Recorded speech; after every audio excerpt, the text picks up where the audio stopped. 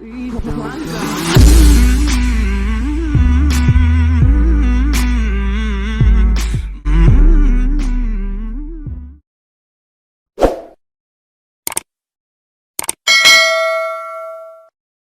akhirnya saya memutuskan untuk belajar Islam. Nah, proses belajar ini memang lama, 2 tahun saya. Lalu setelah saya belajar itu, saya khatam Quran bolak-balik, sampai teman-teman ustadz itu yang belum kenal, tak kira ustadz Pak sampai nentengi Quran bendino tuh Pak mualaf sampai saya digitukan.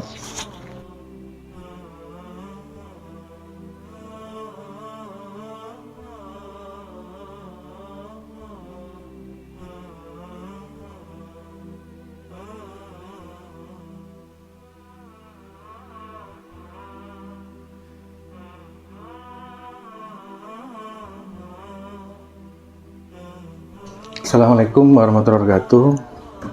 Nama saya Nugrah Indrianto. Masya Allah. Saya mualaf. Dulu mantan Kristen. Siap. Dan saya dulu tidak pernah telat ke gereja. Setiap minggu, hampir setiap minggu saya ke gereja dan saya selalu sekolah minggu. Kemudian saya dibaptis 2 kali. Karena tidak semua orang Kristen dibaptis 2 kali. Mungkin sedikit saya jelaskan, di Kristen itu ada baptis bayi, baptis kecil. Saya menjalani itu, ya. Sejak lahir, dibaptis oleh pendeta, diberi nama baptis. Kebetulan nama baptis saya Anugrah itu.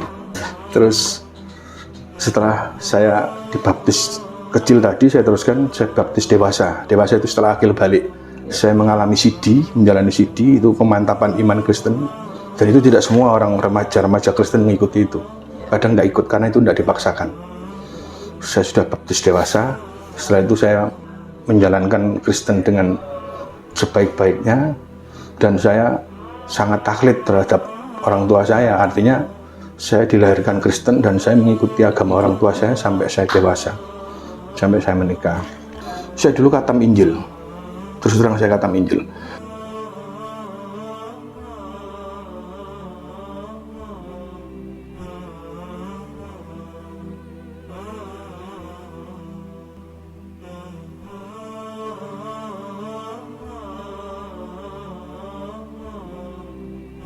Setelah besar, saya berinteraksi, saya membuka hati, membuka diri. Makanya hidayah itu hanya untuk orang-orang yang mau membuka hati. Makanya di Al-Quran dikatakan, orang-orang mu'alaf itu hatinya dilunakkan. Hati yang dilunakkan sama Allah.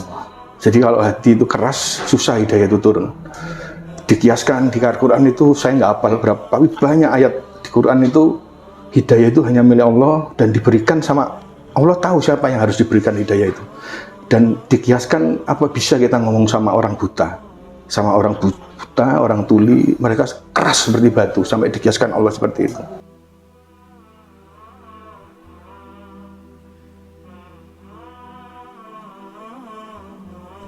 Membuka pikiran saya untuk tahu Islam. Karena sebelumnya saya menutup, kayak anti Islam, maksudnya karena memang di Kristen dulu istilahnya dogmatis pragmatis.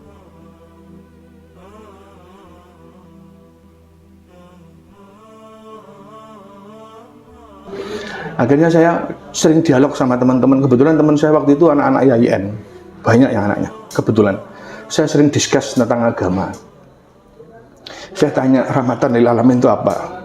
Kok unik namanya, rahmatan. Oh, itu agama yang membawa rahmat. Saya kaget, kok bagus ya. Terus Islam itu gimana? Saya tanya banyak lah tentang ukhuwah Islamiyah, itu apa? Itu kerukunan antar umat Islam.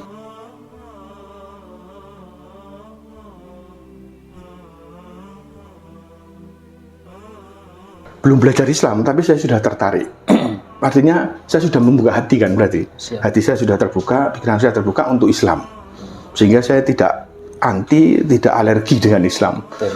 Akhirnya saya dengan cerita-cerita dari ceramahnya Zaidun Nabzat itu membuat saya menarik juga gitu loh Islam. Apalagi Rasulullah kok baik sekali yo. Apalagi tadi Umar bin Khattab itu padahal duduk Rasulullah itu. Betul.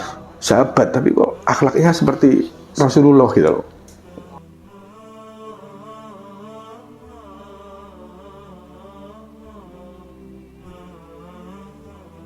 Ini saya flashback sebentar aja. Saya dulu sempat di titik nadir waktu di Kristen. Sebelum saya matuskan Islam, masuk Islam itu. Saya pernah mencari Tuhan. Saya itu pernah di batas itu. Di batas keimanan yang mentok istilahnya. Sampai saya, Tuhan ini saja ini ono enggak ya? Tapi saya enggak ateis. Saya enggak ateis. Saya hanya sampai di batas titik itu saya. Saja ini Yesus ini Tuhan tangga ya? Tuhan ini ono tangga sih kok saya kok seperti ini hidup saya. Saya sempat seperti itu.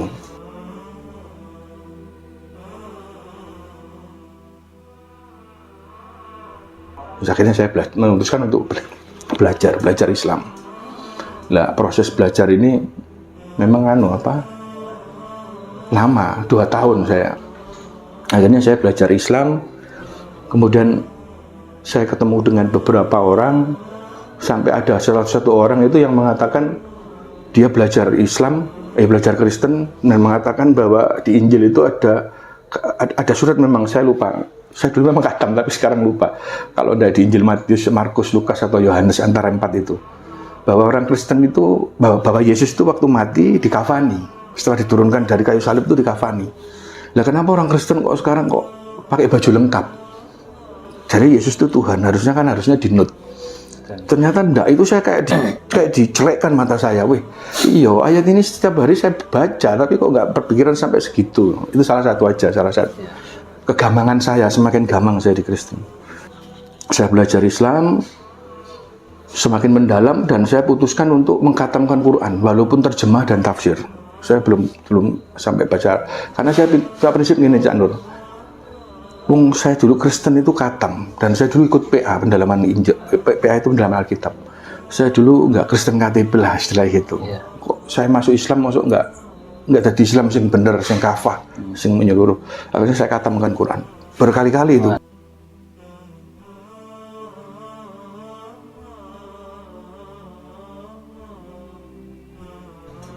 Setelah saya khatam Quran, saya semakin mantap. Akhirnya saya syahadat di Masjid Al-Falah, Darmo.